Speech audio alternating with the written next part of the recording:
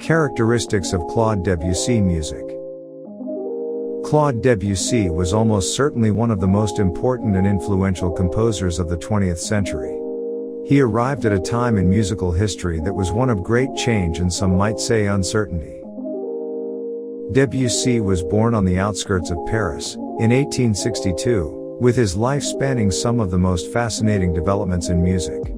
For many, Debussy is the father of the Impressionist movement, and by the tender age of 10, he was admitted to study music at the Paris Conservatoire. This alone gives a strong indication of the immense potential Debussy possessed and pointed the way to the glittering future Debussy would enjoy. Truly trying to express the complete range of characteristics of Debussy's music in words is a little like trying to hold a liter of water in your hands. It works to an extent, but such is the beauty, innovation, and color of Debussy's music, that to fully experience it you have just to listen. Pioneered by the painter Claude Monet, Impressionism in the fine art world focused on light, color, and the subtly changing patterns of nature. Rather than working in the isolation of a quiet studio, Impressionist artists would paint whilst embedded in a natural environment, working quickly to capture the scene. We have included this brief description of Impressionism in the art world as it succinctly outlines the characteristics of Debussy's music too. His scores are full of small, gently moving patterns, flickers and changes of light dart around his music with the dexterity and grace of a kingfisher. There is a fluidity to Debussy's music that would have seemed out of place at the height of the Romantic period, with so many huge orchestral scores weighed down by the sheer scale of their ambitions. Like a river in flow or the quiet passing of twilight into the evening, Debussy's music evokes the very essence of the moment with great precision, passion, and instrumentation. Debussy was a first-class pianist, and it stands to reason that a substantial part of his oeuvre would include pieces for this instrument. What you will not find in Debussy's music are the traditional sonatas or concertos that were more commonplace throughout the classical and romantic periods of music. Instead, what you will discover is a wealth of compositions that are amusing, vibrant, distinctive, and gorgeously colorful. They are often poetic, which aligns with Debussy's love of contemporary French poets Verlaine and Mallarmé.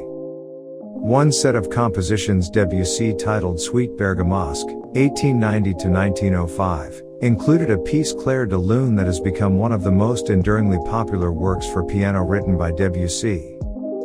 In Suite Bergamasque, we hear the characteristic humor, lyricism, and elegance that Debussy manages eloquently in his music. It is stylish without being arrogant and evocative without being overly demanding. Debussy's set of preludes, Book 1, 1909–1910 and Book 2, 1912–1913, are amongst his finest pieces for solo piano. This is because of the sheer variety that so ably demonstrates Debussy's mastery of his musical language, as well as how to exploit the inherent nature of the piano to his advantage. The preludes come in two books composed over a 4-year period in which Debussy was at the height of his powers. The two books contain a generous variety of pieces, from character pieces like Général Levine, styled as a kind of cakewalk, through to the delicately expressive Voila.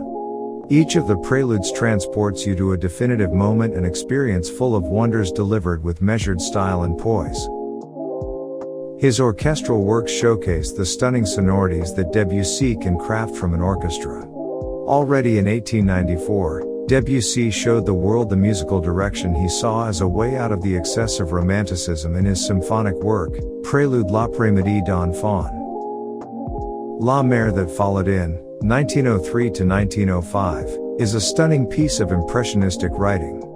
The composition was a reaction against the establishment, who rallied in support of Wagner and the great German tradition. Debussy abandoned classical symphonic models in this piece, instead of looking forward to what he felt may be a way into the future. La Mer is in 3 sections, each as beautiful and carefully crafted as the next. Debussy uses motivic blocks of sound to create his score that often rapidly changes time signature. It is mercurial in spirit, vibrant, and devastatingly innovative. As a ballet, it has not always been successful, but as an orchestral piece, magnificent.